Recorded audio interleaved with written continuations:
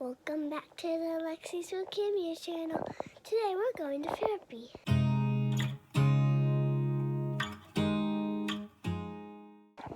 And I'm going to therapy because I have bad dreams and I keep waking up in the middle of the night.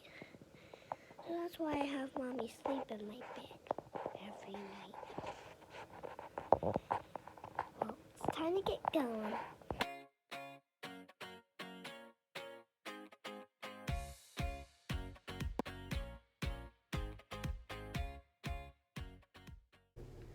We made it, didn't we, Lexi? We did. It's not as far from our house. Let's see, we left at 6:40 and we got here at about 7:20. So it's not quite a full hour, probably about the same distance it would be to Children's, I suppose. It just depends. But we did get to go across the bridge, didn't we? We did.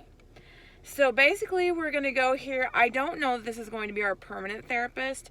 I think this is just the introductory appointment with someone from the therapy department, and then they're going to figure out the best fit for Lexi. They kind of want to meet her and hear what's going on. So I kind of typed out a little timeline on my phone so I could tell them everything, just so that they know what's going on. Because I think Lexi told you a little bit that she's having trouble sleeping. I sleep in her bed every night. If you try to let her know that instead maybe you want to sleep in your own bed and you'll just come in if she wakes up, you get a little scared, don't you? She does, and she kind of has these like panic attack things, and so something's up. We just don't know what, if it's treatment related or what's going on. So we're hopefully going to try to get to the bottom of it with a new therapist specifically for oncology kiddos.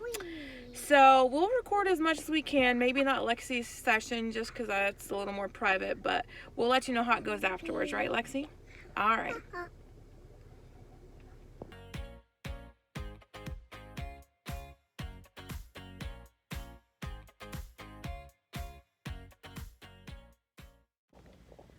We made it inside the building and we made it upstairs to 2B, the psychology center, and it's not open yet, probably because we're the first appointment of the day at 8 a.m. and they told us to arrive 15 minutes early to fill out the paperwork, so I'm assuming they don't even open until 7:30, 7:45, so we're just gonna have to sit outside and wait. But we do have a beautiful view outside of the parking lot, so we're just gonna sit here and hang out until they let us in. Well, how did you feel about therapy today? Good. Do you think you're gonna like this place? Yeah. And you like the lady? Mm-hmm. From a parent standpoint, like, it is night and day between the other therapists. Types of questions they asked, the history that we went over, like, just everything. And our therapist is actually really amazing. She's new here to Children's, but she is not new to the oncology world. She spent 8 years at St. Jude's, which, if you know anything, St. Jude's is like top tier research hospital for pediatric oncology and other diseases. So we are very lucky and very blessed. So she gave us a lot of ideas on things we can do as far as like getting Lexi to eat a little more. Mm-hmm. And she wants to do some cognitive behavioral therapy, which I think is going to be awesome. So we're going to see her next week on Thursday at 8 a.m. at the same location here. And if that works, we're going to keep doing that from now on. So for the first few sessions, it's going to be once a week. And she's going to be in with Lexi mostly by herself so she can get to learn about Lexi and develop that rapport with her. And then eventually, as things progress, we'll bump it to like every 2 weeks. So for now, that is the plan. I am very excited. It's like a relief, a weight lifted off our shoulders, right, Lexi? That we found somebody that we kind of vibe with, right? So this is awesome. So I think we got to get you back to school. Yeah. We do, don't we? Yes. So what do you want to tell everyone? Subscribe and hit the bell to be notified when I upload another video. Bye. Well, how did you feel about therapy today? Good. Do you think you're going to like this place? Yeah. And you like the lady? Mm-hmm. from a parent standpoint, like it is night and day between the other therapists, types of questions they asked, the history that we went over, like just everything. And our therapist is actually really amazing. She's new here to children's, but she is not new to the oncology world. She spent 8 years at St. Jude's, which, if you know anything, St. Jude's is like top tier research hospital for pediatric oncology and other diseases. So we are very lucky and very blessed. So she gave us a lot of ideas on things we can do as far as like getting Lexi to eat a little more. And she wants to do some cognitive behavioral therapy, which I think is going to be awesome. So we're going to see her next week on Thursday at 8 a.m. at this same location here. And if that works, we're going to keep doing that from now on. So for the first few sessions, it's going to be once a week. And she's going to be in with Lexi mostly by herself so she can get to learn about Lexi and develop that rapport with her. And then eventually, as things progress, we'll bump it to like every 2 weeks. So for now, that is the plan. I am very excited. It's like a relief, a weight lifted off our shoulders, right, Lexi? That we found somebody that we kind of vibe with, right? So this is awesome. So I think we got to get you back to school. Yeah. We do, don't we? Yes. So what do you want to tell everyone? Subscribe and hit the bell to be notified when I upload another video. Bye. Surprise!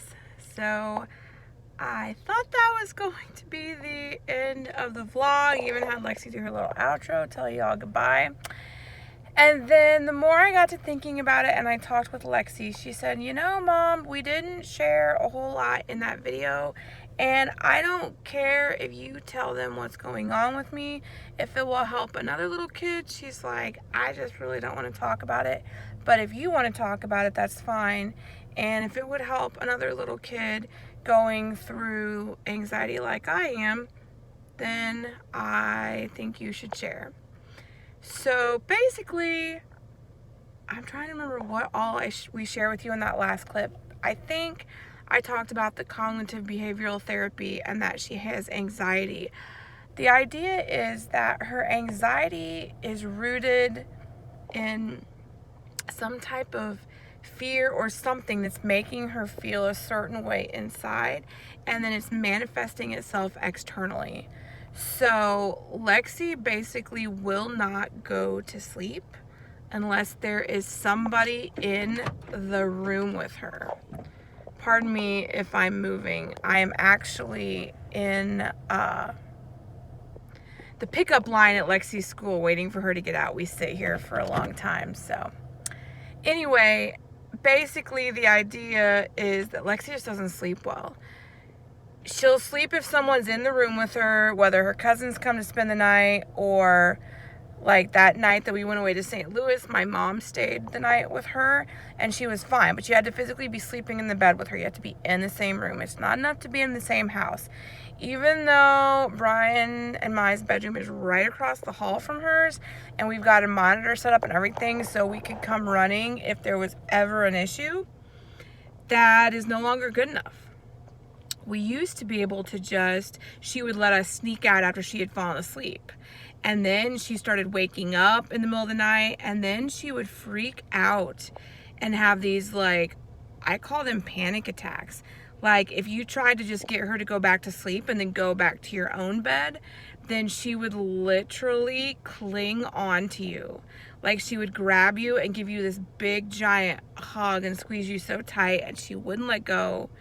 And she would just be crying, bawling, and she would be saying, you know, hey, I love you, I love you, I love you so much. Like, please don't leave me, don't go. I love you so much. And she would just freak out. And we don't know if it's from a bad dream, if it has to do with some PTSD from when she went through the cancer treatment. We're just not really sure. So that is what this new therapist is going to help us get to the bottom of. And we're hoping that Lexi can learn to cope with the anxiety and come up with strategies, because the goal is that all of us need to be sleeping in our own beds by ourselves. Like, yeah, I want to get back to my own bed. I sleep in Lexi's bed every night. At least I've graduated from the air mattress, because that was no good. But the thing is that I don't think Lexi gets good sleep either, because I get home from work late and then I get ready for bed, and then I have to climb into her bed at night to go to sleep. And so every time I get in there, she either stirs and rolls around, or she fully wakes up and sees that it's me. And so I truly think that that's waking her up at night, or at least getting her out of her REM sleep cycle. So then personally, I just don't think it's great for her. And the therapist kind of agreed with me. She was like, no, it would be better for all involved and for her health. Especially, it also takes her a long time to fall asleep.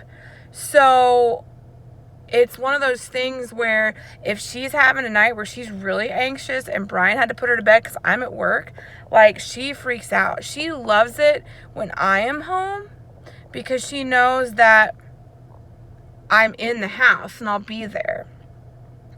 She would rather, when she goes to bed, I go to bed, and she knows that I'm right there the entire time. Now, that doesn't always work, because she goes to bed at 8 o'clock, and I might still have stuff to do in the evening. Load or unload the dishwasher, do a load of laundry. Maybe I want to catch up on a show and have a little bit of me time. I mean, sometimes I'm tired enough that I'll oblige and I'll go to bed with her. But, Brian and I like to hang out in the evenings too, because the way our work schedules are, me working evenings and him working days, sometimes we're just kind of ships passing in the night type of situation. So, and we can just tell that her anxiety is getting worse and worse. And she is 7 years old. At some point, she has to be able to sleep in her own bed. So we're just going to see where this path takes us. I think I mentioned in the last clip, we're very excited because this therapist spent 8 years in the trenches at St. Jude's. You could not have better credentials for a pediatric oncology therapist. I mean, truly, we are so blessed, so lucky. I'm really excited. I think Lexi's excited. I feel like she really does want to try to conquer this anxiety. She's always been a very sensitive child, and she's always just been a little more anxious than most, and always seeking your approval and apologizing for things and doing something and thinking you're going to be mad, and you have to repeat yourself over and over, you're not in trouble.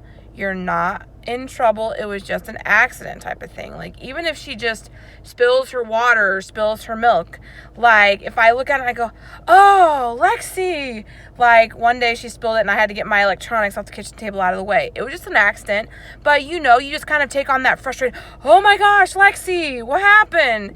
And I'm just, rushing around to get paper towels and clean it up. And then I look over and Lexi's practically in tears. I forget that I can't be that way with her. Like, it's okay, and I know it's just an accident, and I have to say, it's just an accident, right? I'm not mad at you at all. I was just reacting to the situation and got an excited tone, because that's just how I am. I'm very animated when I speak with my hands, I have lots of inflection up and down, and I forget that sometimes, so I really have to work also on how it is that I speak with her, and really consciously remember that the tone I take in certain situations really affects her. So I'm not used to that, because I came from a house where, we grew up on a farm and you just pick yourself up and keep on going type of situation. So definitely a different dynamic, and I've just got to do that myself. So anyway, I won't bore you any longer, but if you made it this far, thank you for watching.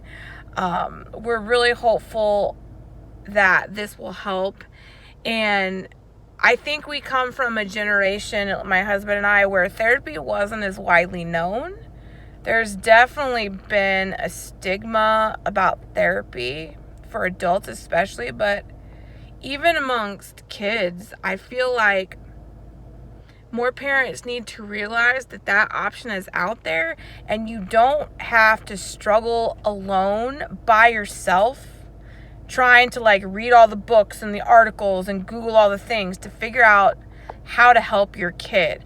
I mean, there's mom groups on Facebook and wherever else, and blog posts and this and that and YouTube videos.